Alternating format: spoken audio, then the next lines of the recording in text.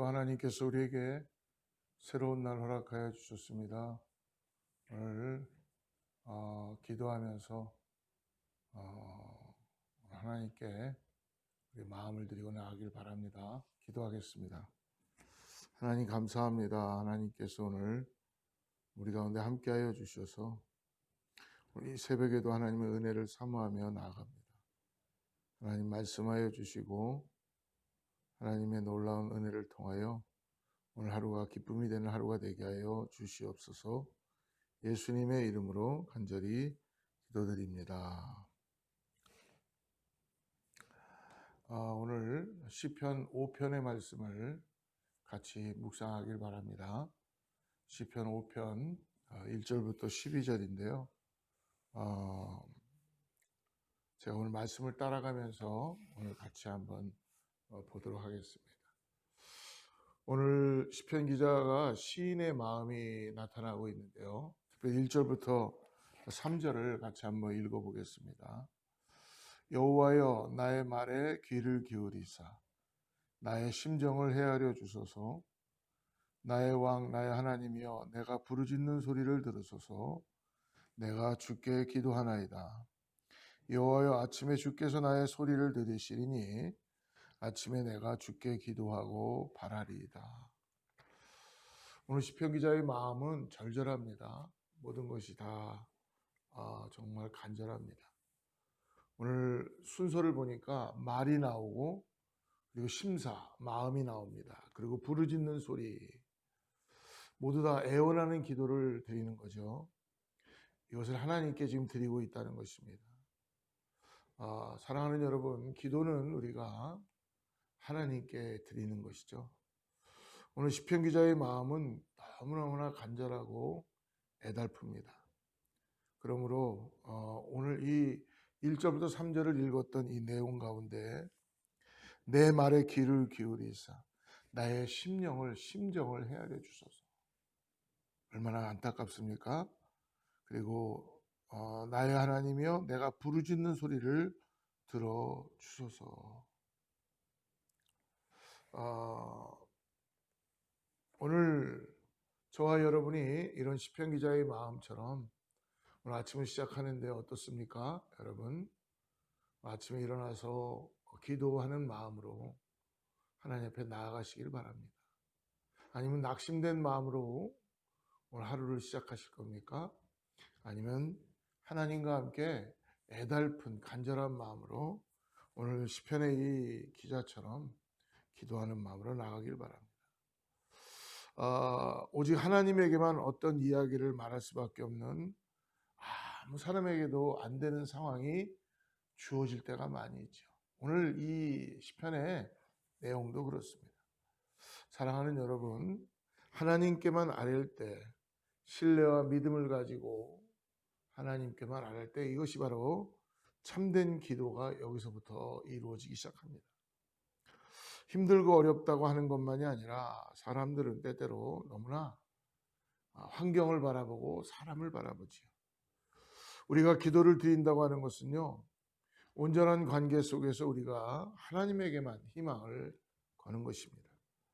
그러한 자세에서 나오는 호소이고 그러한 하나님을 향한 간절함입니다. 오늘 그래서 시편 기자는 오늘 어떻게 보면은 나를 살려달라고 애원하는 거나 마찬가지입니다. 누구에게? 하나님에게만. 그래서 3절에 이야기하죠. 3절에 여호와여 아침에 주께서 나의 소리를 들으시니 아침에 내가 주께 기도하고 바라리이다. 여러분 아침은 우리에게 너무나 중요한 시간입니다. 하루를 시작하는데 이 아침만큼 귀한 시간이 없다는 것입니다. 오늘 아침을 우리가 하나님께 기도로 나아가시기를 바랍니다. 오늘 그러므로 하나님께 예배자로 나아가는 것이죠. 그리고 하나님의 인도와 처분만 바라는 것입니다. 오늘 하나님의 처분만을 기다립니다. 라는 이 시편의 기자의 말씀처럼 주께서 나의 소리를 들으시니 아침에 내가 주께 기도하고 바라리이다. 당신의 어떤 그 처분만 내가 바랍니다. 이 간절함이 우리가 함께 느껴지는 마음 가운데 나가길 바랍니다. 하나님에 대한 철저한 신뢰죠. 그리고 믿음이며 간절한 호소입니다.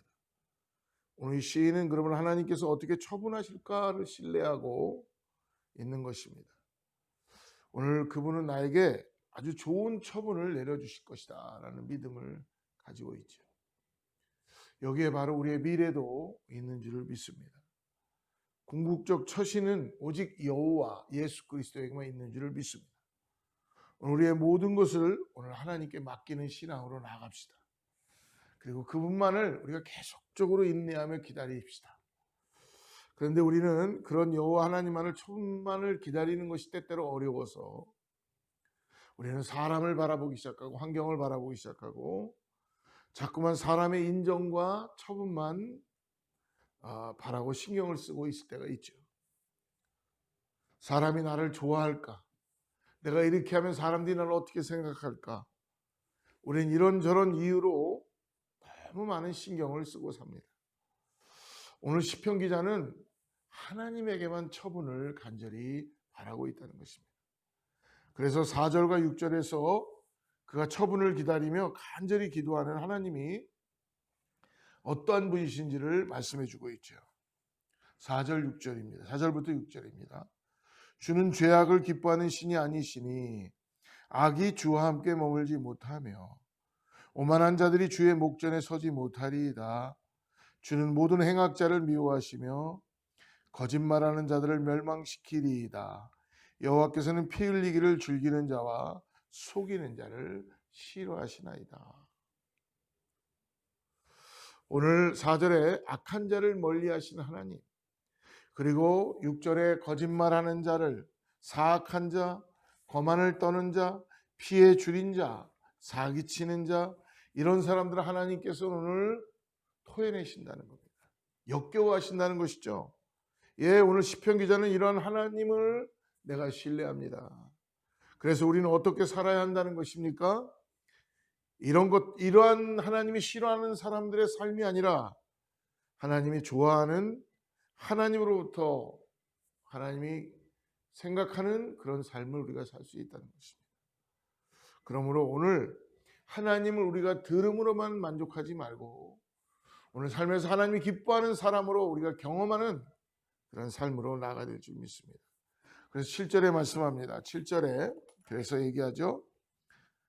오직 나는 주의 풍성한 사랑을 힘입어 주의 집에 들어가 주를 경외함으로 성전을 향하여 예배하리이다. 그러므로 하나님이 사랑이다라는 걸 안다면 오늘 우리 안에 거룩한 두려움이 생긴다는 것입니다. 하나님의 사랑이 정말 어떤 것인가 알게 되면요, 하나님 앞에서 내가 바르게 살지 못하는 것에 대한 두려움, 거룩한 두려움, 그런 책임감이 우리 가운데 나타나게 된다는 것입니다. 하나님의 사랑이 어떤가를 깨닫게 되면 우리는 그 사랑에 걸맞게 우리가 살지 못했다고 하는 것에 대해서 두려워하게 되는 것입니다. 거룩한 두려움입니다. 예, 이것은 공포가 아니라 두려워서 떠는 것이 아니라 참되고 절대적인 것의 앞에서 느끼는 그런 경건한, 가장 경건한 상태를 우린 두려움이라고 말하는 것입니다.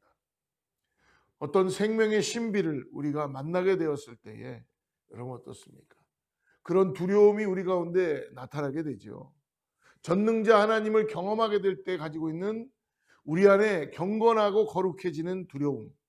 예, 그러한 마음으로 오늘 7절 후반절에 말씀하고 있습니다. 7절 후반절에 보니까 주를 경외함으로 성전을 향하여 예배하리이다. 오늘 말씀해 주고 있죠. 주를 경외함으로 당신의 거룩한 성전을 향해서 엎드린다라고 말씀하는 겁니다. 거룩한 성전, 하나님의 거룩성을 나타내는 겁니다. 그러므로 8절에서 하나님의 거룩함을 보며 나아가는 시인의 마음의 자세를 이렇게 시인은 기도합니다. 여호와여, 나의 원수들로 말미암아 주의 의로 나를 인도하시고 주의 길을 내 목전에 곧게 하소서. 참된 기도는 자기를 나쁘게 대하는 사람들이 많지만 나의 원수를 대신 갚아달라고 하는 기도가 있지만 그 기도에서 머무르고 끝나는 것이 아니라는 것입니다. 더 나아가서 자기를 돌아보는 것입니다. 자기의 죄를 용서해 달라고 하고 벗겨달라고 하는 기도를 하는 것이죠. 하나님의 거룩함을 보는 순간, 느끼는 순간 인간은 죄라는 것이 드러나기 시작하는 것입니다. 여러분, 이사야 6장에 보면은 성전에서 하나님의 임재를 경험하는 순간 화로다, 화로다 라고 고백하는 것을 우리는 볼 수 있습니다. 오늘 그러므로 이 7절과 8절이 바로 하나님 앞에 서 있는 자의 모습이라는 것입니다. 사람과 두려움의 마음으로 거룩함을 향한 죄를 벗겨달라고 원수들이 보고 있다고 말하는 것입니다. 그러니 나에게 힘을 달라고, 나의 죄를 벗겨주십시오라고 가장 하나님 앞에서 진솔되고 경건한 자세를 가진 솔직한 백성의 고백입니다. 그래서 8절에서 말씀합니다. 여호와여, 나의 원수들로 말미암아 주의 의로 나를 인도하시고 주의 길을 내 목전에 곧게 하소서. 오늘 그러므로 오늘 시인은 오늘 우리에게 11절과 12절에서 결론을 말씀해 줍니다.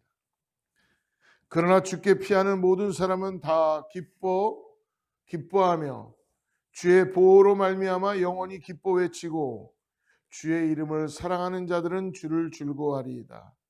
여호와여, 주는 의인에게 복을 주시고 방패로움 같이 은혜로 그를 호위하시나이다. 아멘. 하나님을 다시 이 시편의 기자는 강조합니다.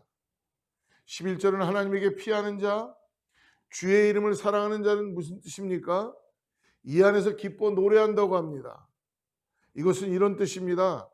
하나님 안에서만 참된 생명을 얻고 그리고 생명을 발견하게 된다는 것이죠.